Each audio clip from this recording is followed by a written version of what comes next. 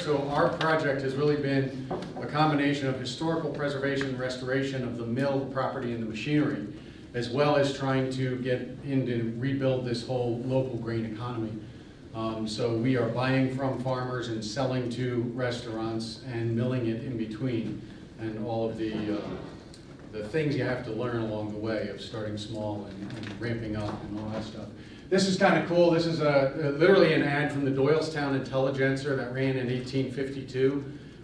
This was the mill itself, the building. There was a mill there in 1730, ran for a while. This building that we are in was, we know for a fact, was built at the end of the 1700s. It was there in 1800.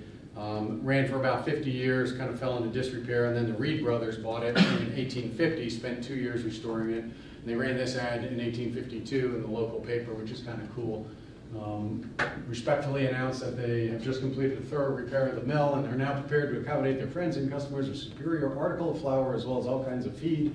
From a strict attention to business, we hope to be able to give the satisfaction that I love the way they wrote that.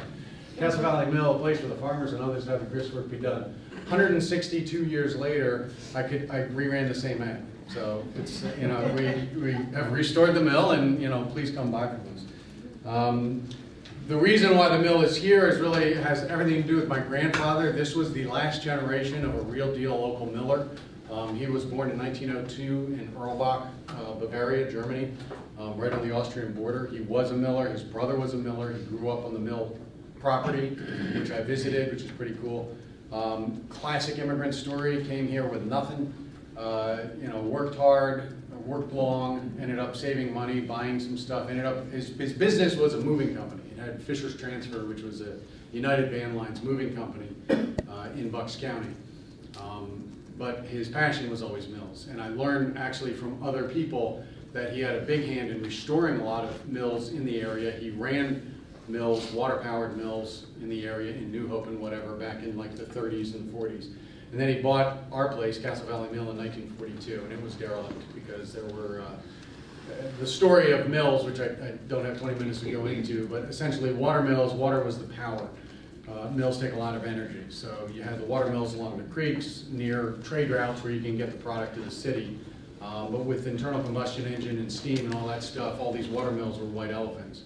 So all that production moved to the Midwest. You could drive a train truck or a train car in with grain, you mill it in a building that looks like a factory, you throw it back into a train car that goes out. So all these little mills disappeared and just, they're maintenance nightmares. So they're right by the water and they would rot and go away. But this one survived, and then he essentially spent years like foundationally restoring, jacking up the floor and fixing things. And I constantly come across things that he did 60 years ago, which I'm now picking up on, which is kind of cool. But he had to stop, I think, in the 70s. I think age and cost, and his wife said, it's either me or the mill. So he stuck with his wife and stopped spending all the money on the mill, which was a good decision. But what he did do, which was awesome, is he collected milling machinery from other mills in Bucks County that were being torn down or converted into shops or whatever. So when we finally figured out we're going to try and do something with all this stuff, I realized he's got one of everything. I must have 8 different machines, and most of them are cleaning machines. And these are all from 1880, 1820, 18 whatever. And they work beautifully once you restore them. There's layers of bat guano and mud wasp nests you have to get through, and then you find the machinery. And it's fantastic. I mean, as an engineer, I just love the ingenuity that's in these things. That's what we're using, is everything is 150 years old. So really our mission at Castle Valley Mill started off with restoration and preservation of the historic buildings and the milling equipment. In order to fund that, because I am not a museum, we had to produce something that we could sell. So this is 100% a commercial venture. So we wanted to produce authentic stone ground whole grain products, and frankly I really got to hand it to Elizabeth. She's educated me more on this than anything. I do a lot of Google and reading and everything else, and the whole Weston Price concept, and the idea. I even trademarked real food is good, because real food is good. And I think that's what this whole PASA environment is really supporting. And since grains make up such a huge amount of your diet, if you're eating good grains, you're going to have a good diet. Part of our mission too was to purchase grains from our local farmers. Bucks County is your classic bedroom community overdevelopment situation where, you know, hugely wonderful fertile ground and these great little farms, which are now Toll Brother developments and Hovnanian developments, and they've stripped the soil and sell that somewhere else, and you know, they plant houses. So growing up, I've always been frustrated with that used to be a farm, and that used to be a farm, and there's no tillable acreage. And this was the first thing I could do, which actually did something more than just complain about it, where I'm actually able to buy product from farmers who might only have 20 acres or 30 acres left. And the cool thing is, in these heritage grains, you get more value, so there's more money on less acreage. And man, if you can be growing 70 bushels an acre organically, you know, all of a sudden you can have productive, profitable farms on much smaller acreage, which I think is great. And then just the idea of encouraging local small grain production and consumption. So right now, what we're in the throes of, I've been at this for about 3 years, really been at this for about the last year and a half, where we started marketing and selling to Philadelphia, New York, Bucks County restaurants, and they absolutely love the product. I don't have enough customers because I've spent 90% of my time in restoration and, you know, 2% of my time in marketing. So this year, hopefully, is going to be the flip. But we're preserving and restoring the buildings, talk about capital intensive, rebuilding the machinery, and just having to almost single-handedly in Bucks County rebuild the market, like teach a baker, you know, why I charge $1.25 for locally grown hard wheat and why you should bake bread out of it and charge $8 for a loaf or whatever. It's kind of hard to convince them. And then on the other hand, get farmers in the area to grow something I can use. I've got gobs of conventional soft wheat. There's equally gobs of conventional GMO corn. You know, the corn's no good, the soft wheat's actually pretty good, but very little to none of heritage grains. I've got guys in Lancaster who called me and said, what should I plant? And based on Elizabeth's recommendation, I said, I don't know, try this, you know. So he grew 16 acres of warthog, and I bought it all. And you know, that's essentially been my hard wheat. My volume is what Robert cleans out of his augers on a daily basis, so I started small. So yeah, locally grown and processed. I mean, we all know why we're doing this. Better nutrition and taste and supporting the local farms. So part of our restoration, this was pulling off the old slate roof. Slate, the awesome thing about slate is it lasts 200 years. My problem is I was at 203, and it just turns back to elements. I mean, it just goes to dust. So it's a bit of a trouble. So we replaced that with a real authentic standing seam metal roof, which should last another 100 years or whatever. Kind of wanted to do slate, but I never would have got. That would have been the only project I could do in my lifetime if you replace this roof with slate. So the standing seam actually it works out beautifully. Last year's project was residing the mill. Right now we have all of our grain cleaning operations in the mill itself, and you'll see we're working on getting the turbine running again so we can power the whole thing off of water because we still have access to the creek. Siding this was a bear. We had gaps this big. The bats would just fly right through the siding, so we had to get all the bats and the things out of the mill and seal it up before we could move our mills and the actual flour production into the mill. We're right now using a bunch of portable mills that my grandfather had collected dating back to 1878 or so. So we had to do this from the inside because there was on the other side of which you can't see on the other side, this is the creek side here, you're 5 stories above the water, and there's no way you can put up scaffolding. So we bought cypress from a mill in North Carolina. We beaded it ourselves as we went on the job, and my son and a buddy of his I hired, and me, and we resided this thing all summer, so that's all done. This is a picture from a couple days ago. Isn't that pretty? So that's, we've got it all sided in cypress. We've got it, and this year we're going to put heat in it, so we actually can function when it's 17 degrees. This is the mill pit. This is where the turbine goes. This is all under the water, so the water level is actually about 6 feet higher. The creek's on that side. So this is a race that goes through the mill. Had to dig this all out by hand. 6 feet of silt. I mean, it was quite a project. And then what we did is we poured curbs on both sides of the wall, and that's going to support the box that holds the water turbine, which we are also restoring. Had new pieces cast at Cattail Foundry. If you ever need cast iron castings, these guys are the bomb. They're in Lancaster. So that was a bit of a project. This is what the machines, some of the mills looked like when we started. These are the two small ones, are little 12-inch mills. This is a Nordyke Marmon from about 1880. This is a Phillips, which was built in Philadelphia. Cool story about that guy. This is an unnamed underrunner. It's about a 30-inch stone. The little mills can do about 100, 150 pounds an hour, depending on what we're putting through them. The big mill, which is completely restored and ready to go, but it's too heavy to move out of the mill. So that can do probably 500, 600 pounds an hour, maybe more. And then what you don't see is I've got 5 sets of 4-foot burr stones, 2 of which I know that are from the mill. The mill never ran 5 sets, but my grandfather just seemed to like collecting them. So I've got these massive things all over the place. But these are real deal segmented French burr stones. We'll probably eventually get 2 of them running again. X hours later, that's what they turn into. We have to take them all apart, re-pour the babbitt bearings, clean them, and they work beautifully once you figure out how they work. A lot of times I have to go back to the original patents to figure out how fast do I run this thing, or where does it go in, or what comes out. So it's been quite an adventure.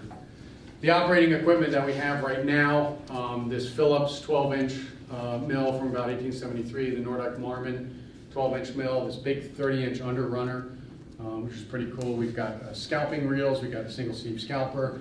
My most modern piece of machinery is a 1910 Carter disc separator. They still make these things. It's an indent separator, and Tina brought me a load of lovingly raised wheat, which the guy who combined it for them had done oats beforehand and didn't clean it out. So it was basically wheat with oats all throughout.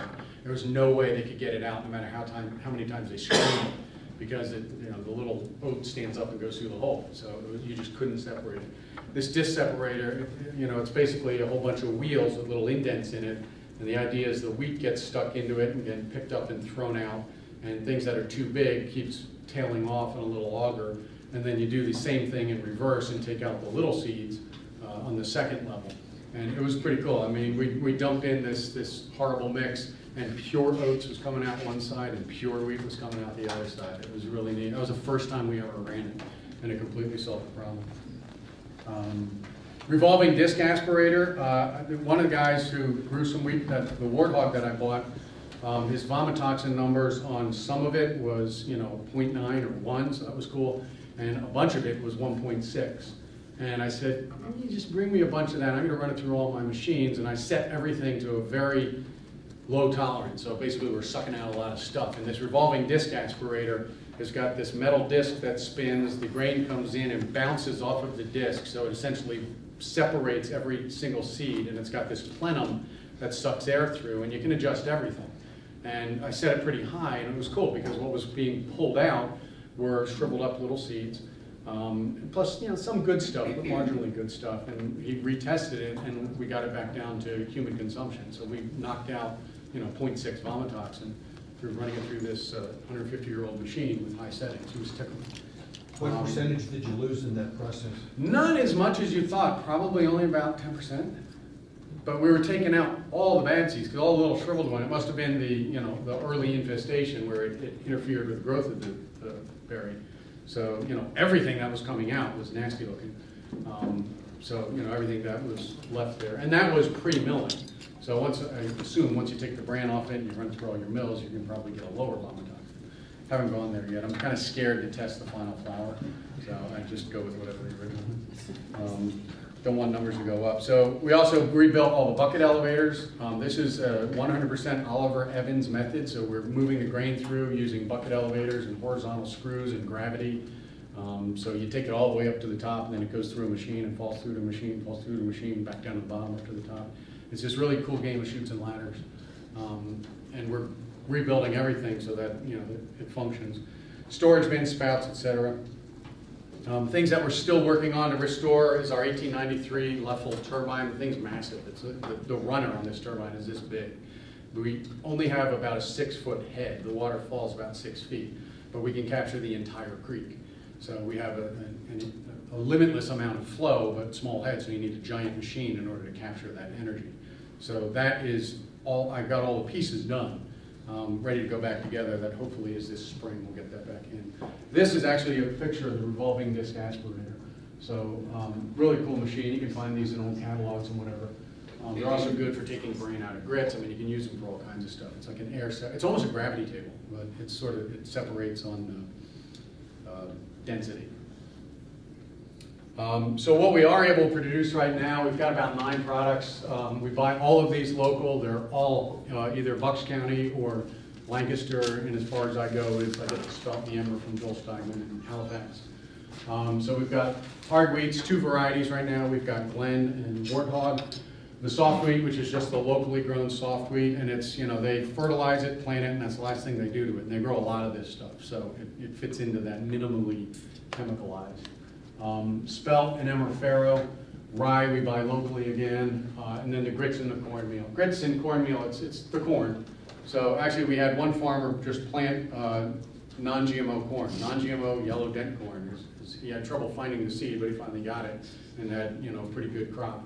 So we're able to buy that from him right up the road, which is very cool. The difference between grits and cornmeal is just the chunks. We've got a sifting machine with screens, so we get a very consistent chunk, which makes your grit, which when you cook it, it's got more of an al dente pasta-y thing to it. It's got a little more tooth to it. When you cook the cornmeal, both of them will make corn mush or polenta, but one will make a creamy polenta and one will make more of a chunky polenta. Restaurants like the difference. What our customers do with this stuff is phenomenal. This is a picture of bread from Fork, which is in Philadelphia, very, very well-known high-end restaurant. And I sent out, my entire marketing scheme is I sent out a little postcard to restaurants that I steal from Yelp. I go there and Google restaurant, and then I kind of farm the list and then send out little mailers. And these guys just, responded to one, and they're now probably my second biggest customer. And they just had a review in the Philadelphia Inquirer. And they just rave over the breads that these guys make. They're using everything I make. And what's interesting is what I'm able to do, which I guess a commercial mill could never do, is they'll order 10 pounds of cracked farro, just kind of cracked but not crushed. So he has these very, very particular kinds of grinding. So this is totally custom ground. And we basically mill to order. So when someone orders X pounds of something, we'll mill it up. So it stays as a seed until we're ready to mill it. So it's all whole grain, stone ground stuff.